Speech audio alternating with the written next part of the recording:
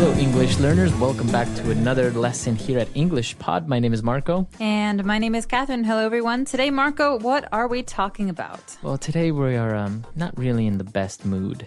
What do you mean? We're kind of sad. We're kind of nervous. We're not feeling very well. Yeah, it's a cloudy day. Maybe that's why. The blues. The blues. So, that's what we're talking about today. We're going to have a lot of different descriptive words to express maybe feeling sad, or maybe you're angry, or you're nervous, or something like that. Okay, well, this is a very useful lesson. Hopefully you're not feeling this way, but if you have to talk about someone who is, I've got lots of words for you. But first, we're going to preview a couple in today's vocabulary preview. Vocabulary preview. All right, so today on Vocabulary Preview, we're going to look at two words. And the first one is a way of saying that you feel sad. So basically, I'm feeling down. Okay, down. You might have heard this before because it's the opposite of the word up. Exactly. So you're not feeling up, happy, looking up. You're feeling down. This is another word for sad, like Marco said. Or you can also say, I'm a bit down today, right? Yeah, I'm a bit down today. Or you look really down. Are you okay? Yeah, so you look sad. Are you? Is everything okay? So down. So now another feeling or a way that a person is feeling, maybe that person is grouchy. Would you please stop talking so loud, Marco? I think you have... I'm seriously. Don't be grouchy, Catherine. Jeez. No, so grouchy is a way someone acts, usually when they're in a bad mood. Right. So it's not like really angry. You're not angry, but you're not very happy either. And you're not very nice to people. So there's a very famous TV character called Oscar the Grouch on Sesame Street. Look for him on YouTube or Yoku.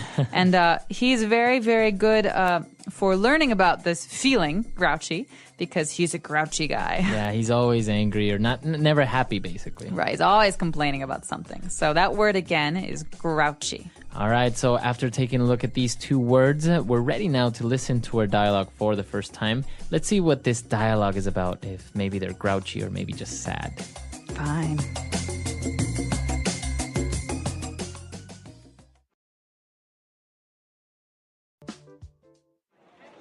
Okay, I'll talk to you later.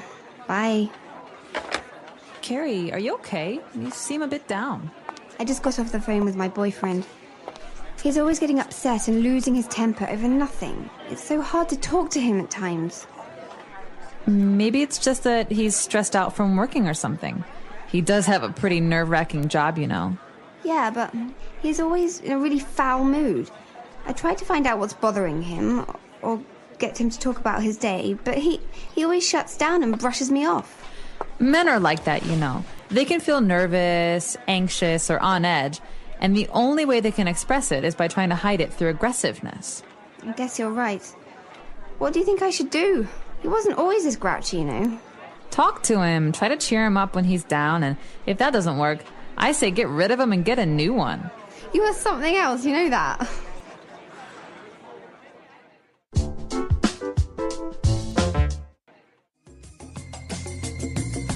All right, so two girls talking about guys. I guess guys have a bad temper sometimes, right? I think anyone can have a bad temper, but we're talking today about one of the boyfriend of one of these girls who has a very bad temper and has been very grouchy recently. And that's why she's feeling a bit down. So let's take a look at those words now in Language Takeaway. Language takeaway. All right, so in today's language takeaway, we've got some wonderful words for you. Words that are very good for describing stress or having anxiety. And the first of these words is something you hear all the time, especially with young people. Right, somebody is stressed out.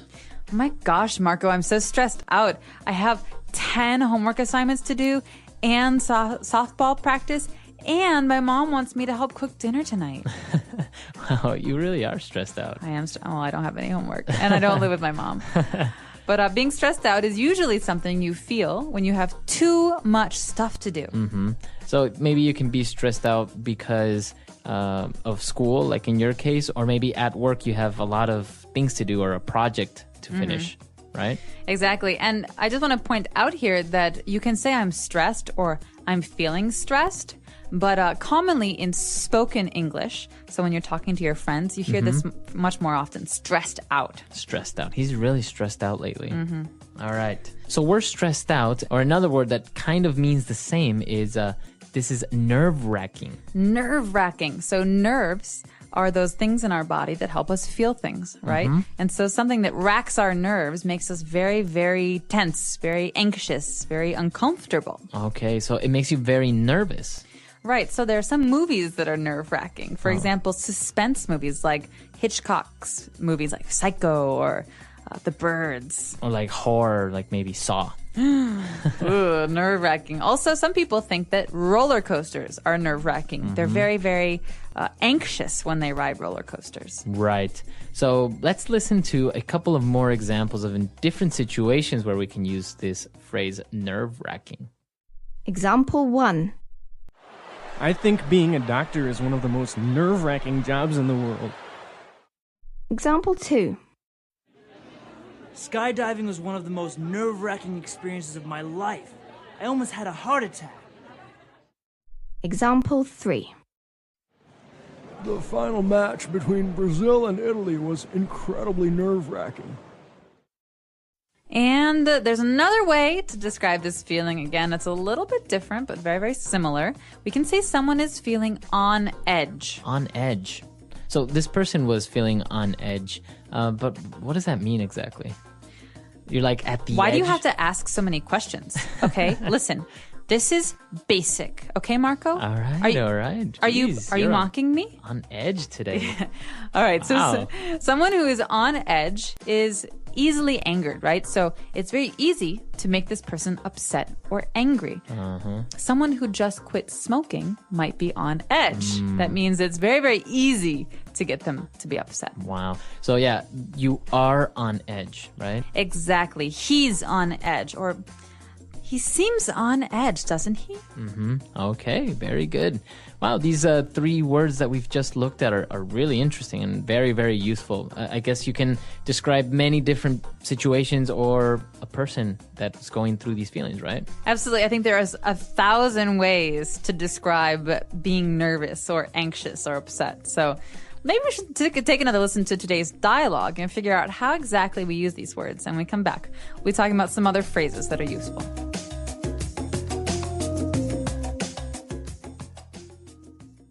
Okay, I'll talk to you later.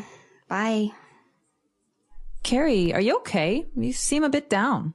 I just got off the phone with my boyfriend. He's always getting upset and losing his temper over nothing. It's so hard to talk to him at times. Maybe it's just that he's stressed out from working or something. He does have a pretty nerve-wracking job, you know. Yeah, but he's always in a really foul mood. I tried to find out what's bothering him or get him to talk about his day, but he always shuts down and brushes me off. Men are like that, you know. They can feel nervous, anxious, or on edge, and the only way they can express it is by trying to hide it through aggressiveness. I guess you're right. What do you think I should do? He wasn't always this grouchy, you know. Talk to him, try to cheer him up when he's down, and if that doesn't work, I say get rid of him and get a new one. You are something else, you know that.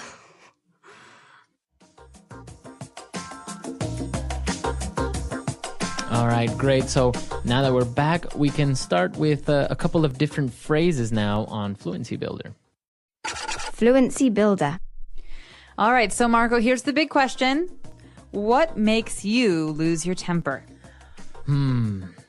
I think what makes me lose my temper very, very easily is like a dirty house or like a dirty room. Really? You're a neat freak. Not really neat freak, but like if it's not at least semi-clean, you know, it really bothers me.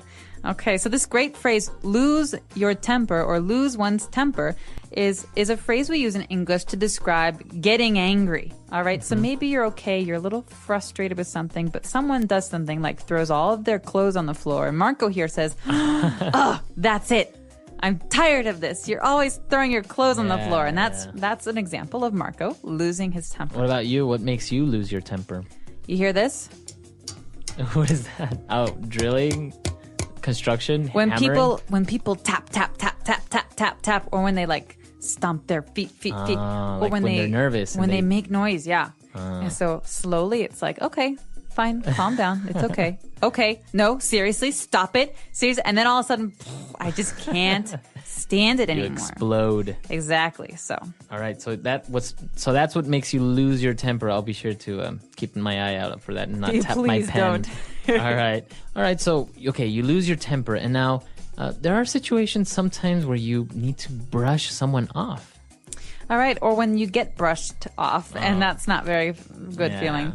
But this phrase, to brush someone off, you've heard the word brush before. It's the word that we use to brush your hair or brush your teeth, exactly.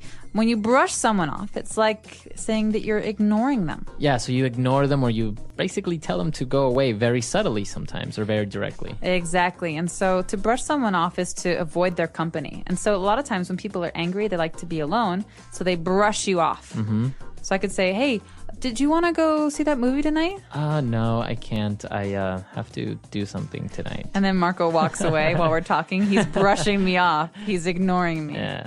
So it happens. And also maybe some people can make up excuses, and that's also brushing someone off, right? Right, exactly. So to brush someone off, or he brushed me off, doesn't feel good. All right. And well, all of these bad feelings, brushing somebody off, maybe you feel stressed out. In the end, you always need a good friend to cheer you up, right? And that's what this dialogue is all about. Exactly. And so friends are actually the people that do that the best, or family, I think. And, well, we can break this phrase down because most of it's pretty clear. But cheer might be a new word for some of our listeners. Yeah, maybe we've heard of the term cheerleader. You know, like, give me an A, give me a B. Hey. So or cheer, or people cheers. cheering. Or cheers when the beer, yeah. So cheer is like happiness. So someone who can cheer you up is someone who makes you happy. Remember again. that down we had earlier? I'm feeling down. We're trying to cheer someone up. We're trying to make them go up and be happy. Exactly. So you want to cheer up your friends, or maybe if you're feeling a bit down, a family member will try and cheer you up. Do you need someone to cheer you up, Marco? Yes, I do. Well, let's go have a drink and eat some popcorn and be cheered up. That's what cheers me up. Or chocolate always cheers me up. Oh, I know where there's some of that. All right, so we've taken a look at a lot of great phrases, but the last sentence of the dialogue is maybe a little bit strange, right? When she says, "You are something else." You know that? Something what? Like is she an monkey? alien? Is she a monkey? What does she mean when she says, "You are something else"? That's a great question. Well, this might be a little bit hard to understand at first, but she's saying, I can't believe you. She's like, there's no one like you. You're really something else, you know that? So it's kind of like a joke, but what she's saying is, I can't believe you. You just want to go on and encourage me to find another boy. You're unbelievable. So it could be, is it on a positive note, or can it be both positive and negative? Well, here we've got two friends who are using it, so it's a positive note, but she's kind of making fun of her, saying, I can't believe you. But it can be negative. It like can be if more you're negative. Fighting with her boyfriend and her boyfriend cheats on her, and she's like, oh, you're really something else, you know? You are something else, you know that? It's like, there's no comparison, you're the worst. Yeah, exactly. So yeah, it really depends on how this is used and what the tone of voice is, so how someone says it. But in this case, I think it's kind of a joke, but it's a positive Right. meaning. Very interesting. It's very spoken English, as you say, because all the words that we see there, they're pretty simple, but the context or the connotation, the meaning is very, very different from the actual words, right? Exactly. All right, so let's listen to this dialogue for the last time, and then we'll come back and talk a little bit more.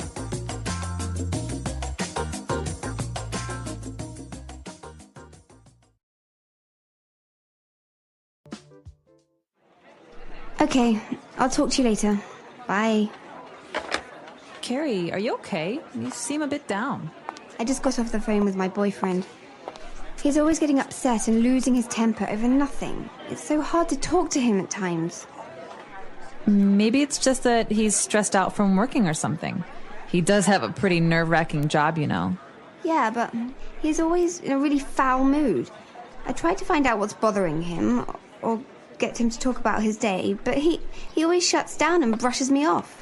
Men are like that, you know. They can feel nervous, anxious, or on edge, and the only way they can express it is by trying to hide it through aggressiveness. I guess you're right. What do you think I should do? He wasn't always this grouchy, you know. Talk to him, try to cheer him up when he's down, and if that doesn't work, I say get rid of them and get a new one. You are something else, you know that.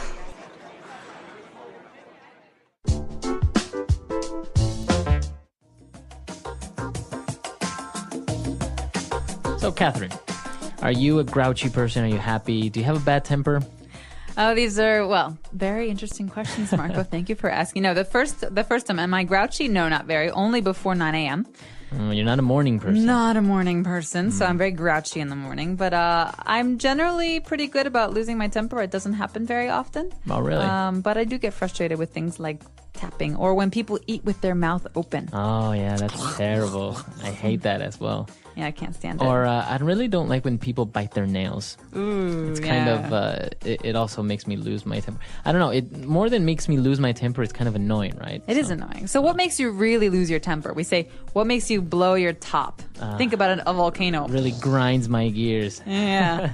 I would say the worst is when somebody lies to me, like straight in my face. Like, I know they're lying, I know you're lying, and they still just lie straight at me. I agree. So what's something that really cheers you up? Because we talked about like going out with a friend maybe helps you cheer up. But is there one thing, some kind of remedy? I like to go shopping when I'm feeling Really? a bit sad. Yeah.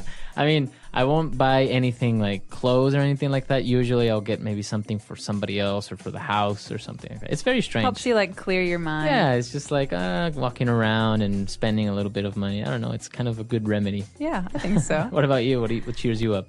I kind of like to organize things. Really? Yeah. So if I'm really angry or really upset about something, I'll alphabetize all of my books. Oh, wow. Yeah, so A to Z. Wow. See, everyone has different remedies. So come to our website, Englishpod. Come tell us what makes you angry, what makes you lose your temper, or what really cheers you up, what makes you happy. Who cheers you up? So tell us, who is someone you like to talk to when you're upset, and how do they cheer you up? All right. We'll see you guys there. And also, if you have questions, comments, suggestions, you can also leave them there in our comment section. Please do that. So that's all for today. Goodbye, everyone. Bye.